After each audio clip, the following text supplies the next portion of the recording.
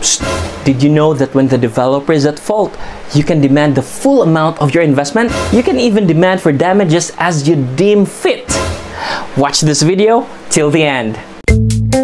Hello Real Estate, George here, and today let's explore the other laws protecting real estate buyers in the Philippines. So let's start with the Presidential Decree number 957, otherwise known as the Subdivision and Condominium Buyers Protective Decree.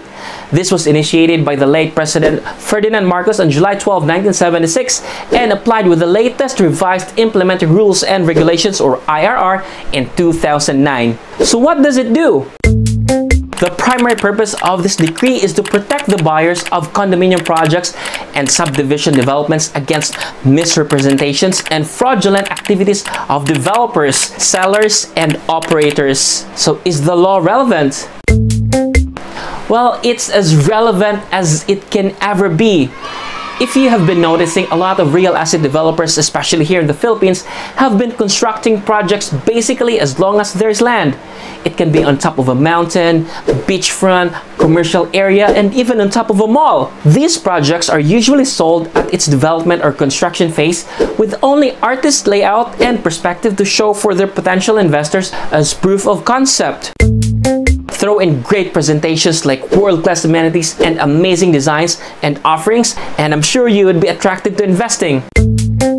These developers will tell you everything you want to hear to invest. But what happens when these property developers overpromise something to clients but underdeliver? What happens when they deceive the client by fraudulent presentation or simply feeding the client with wrong information, incomplete or incomprehensive?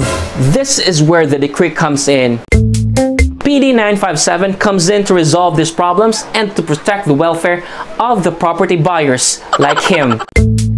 Section 9 of the PD 957 talks about the revocation of registration certificate and license to sell. This is upon verified valid complaint and satisfactory evidence, and these are based on this following grounds. Is insolvent. Insolvency is a state of financial distress in which a business or person is unable to pay their bills. It can lead to insolvency proceedings and in which legal action will be taken against the insolvent person or entity, and assets may be liquidated to pay off outstanding debts.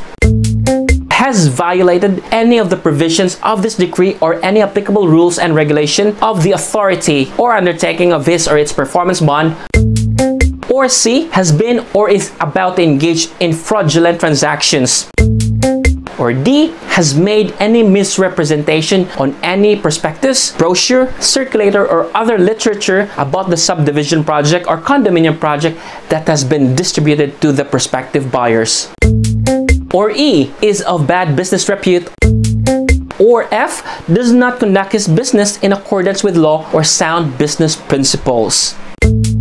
So you might ask, how about the most common scenario, which is the delayed turnover by developers? Now, aside from the revocation of registration certificate and license to sell, Section 23 of PD 957 covers the most common dilemma of property buyers, which is the delay of delivery of the project.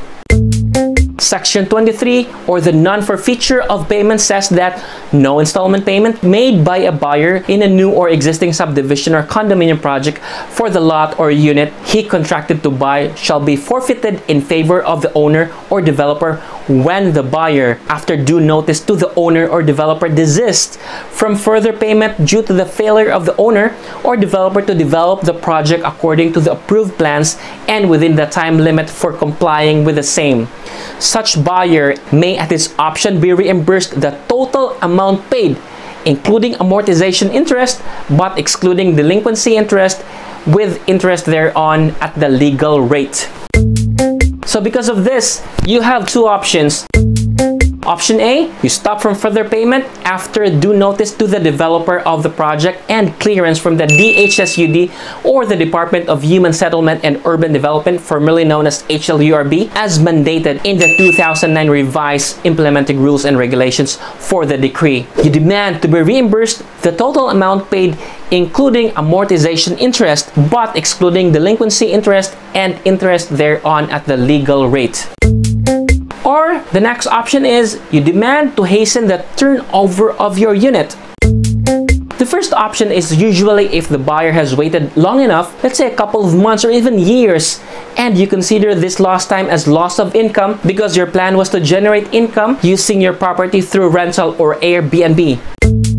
Or the second, which is you keep your investment but ask for an updated and realistic date of turnover.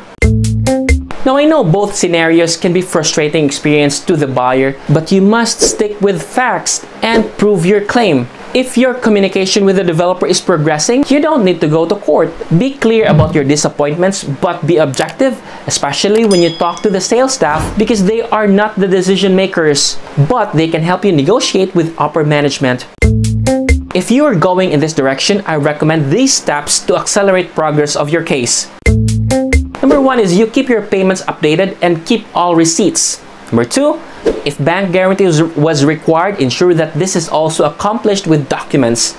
Number 3, review the contract to sell or CTS carefully.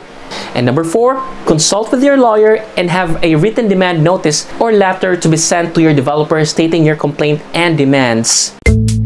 Now, in summary, you can demand for full reimbursement once your property turnover is delayed. Whether it is a condo unit or a house and lot, you are protected by PD 957 and can file a complaint with DHSUD, or formerly known as HLURB.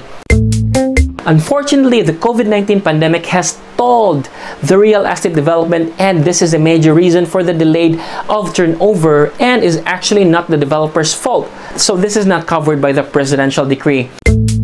So I recommend you check with your real estate agent on the new estimate of turnover so it can also align with your plan and expectation.